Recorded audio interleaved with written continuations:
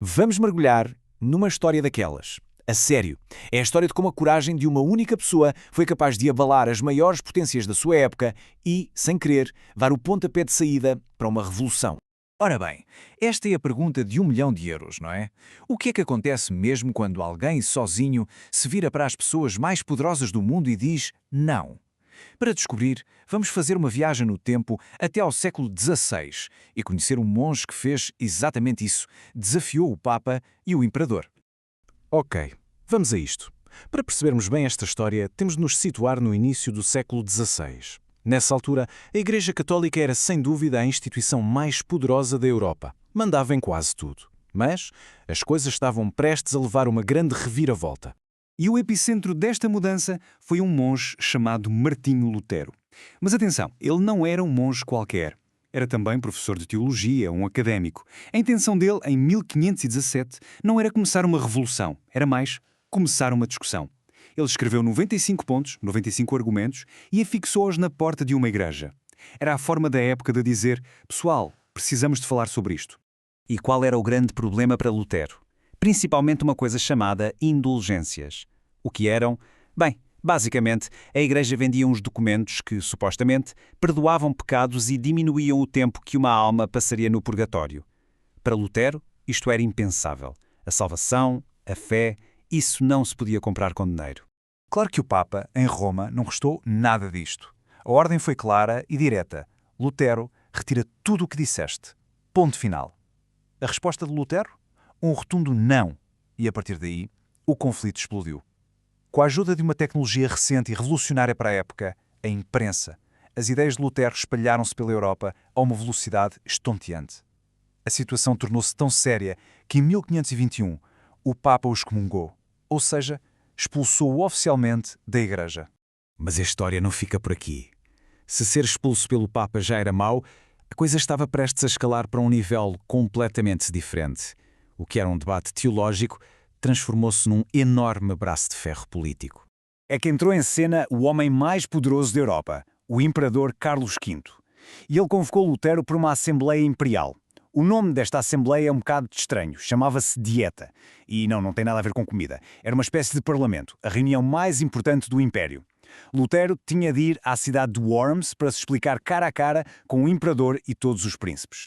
Para se ter uma noção do que isto implicava, estamos a falar de uma viagem de quase 500 quilómetros. Hoje faz-se em poucas horas de carro, mas naquela altura era uma jornada longa, cansativa e, acima de tudo, extremamente perigosa para um homem que já era considerado um inimigo da Igreja. Só que aconteceu uma coisa inesperada. Em vez de ser uma viagem discreta e cheia de medo, transformou-se numa espécie de digressão triunfal. Por onde passava, juntavam-se multidões para o ver, para o apoiar. O homem que desafiou Roma estava a tornar-se um herói popular. E chegamos ao momento da verdade. O palco está montado em Worms, a atmosfera, imaginem, era de uma tensão palpável.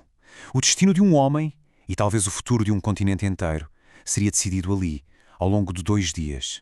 No primeiro dia, puseram-lhe à frente uma pilha com os seus livros. A pergunta era direta: reconheces estes livros como teus? E vais retratar-te, negar o que escreveste? Lutero respondeu que sim, os livros eram dele, mas depois, para espanto de toda a gente, pediu 1 dia para pensar na resposta. 24 horas. No dia seguinte, a sala estava a abarrotar. Todos esperavam pela resposta final. E a resposta que ele deu ecoou pela história. Disse algo como: a minha consciência está presa à palavra de Deus. Por isso, não posso e não vou retratar-me de nada. Aqui estou. Uau! O que ele estava a dizer, no fundo, era que a sua consciência e o que lia na Bíblia eram mais importantes do que a autoridade do Papa ou do Imperador. Era uma ideia revolucionária, colocar a convicção individual acima das instituições mais poderosas do mundo. Como devem imaginar, dizer não ao Imperador em frente a toda a gente teve consequências. E foram imediatas e muito, muito perigosas. Lutero foi declarado fora da lei. O que é que isto significava, na prática? Era quase uma sentença de morte. A pessoa perdia toda a proteção legal. Ninguém podia dar-lhe casa ou comida. Pior, qualquer pessoa podia capturá-lo ou até matá-lo, sem que isso fosse considerado crime. O imperador Carlos V, claro, ficou furioso. A resposta oficial foi o chamado Édito de Worms. Este decreto declarava Lutero um herege, um inimigo da fé, e ordenava que todos os seus livros fossem queimados. Basicamente, a vida de Lutero corria perigo a cada segundo. Mas esta história tem uma reviravolta digna de um filme. Lutero tinha um protetor muito influente, o príncipe Frederico, o Sábio. Na viagem de regresso de Worms, a carruagem de Lutero é atacada por cavaleiros armados. Parece um rapto violento, mas é tudo uma encenação. Era o plano de Frederico para o salvar. Lutero foi levado em segredo para um esconderijo seguro, o castelo de Wartburg. E a história podia acabar aqui, com o nosso herói escondido num castelo. Mas não. Na verdade, foi nesse período de isolamento que Lutero fez um dos seus trabalhos mais importantes, um trabalho cujo impacto dura até aos dias de hoje. Enquanto estava escondido em Wartburg, Lutero não ficou parado. Dedicou-se a um projeto que era, na altura, absolutamente revolucionário. Traduziu o Novo Testamento, não para o latim dos eruditos, mas para o alemão do dia-a-dia, a língua que toda a gente falava. Isto era gigante. Pela primeira vez, as pessoas comuns podiam ler a Bíblia por si mesmas, sem intermediários. Aquele não em Worms acabou por ter consequências em cadeia, um verdadeiro efeito de dominó. Foi o rastilho da reforma protestante que dividiu a cristandade ocidental. Mas foi mais longe. Como as pessoas queriam ler a Bíblia, a literacia disparou. A tradução de Lutero ajudou a criar uma língua alemã mais uniforme. E, talvez o mais importante de tudo, lançou as bases para as nossas ideias modernas sobre liberdade de consciência e liberdade individual. E é assim que a história de um monge numa assembleia há 500 anos nos faz pensar. A convicção de uma pessoa, a sua recusa em voltar atrás, não só dividiu um continente, como ajudou a moldar o mundo em que vivemos. E isto leva-nos a uma última pergunta.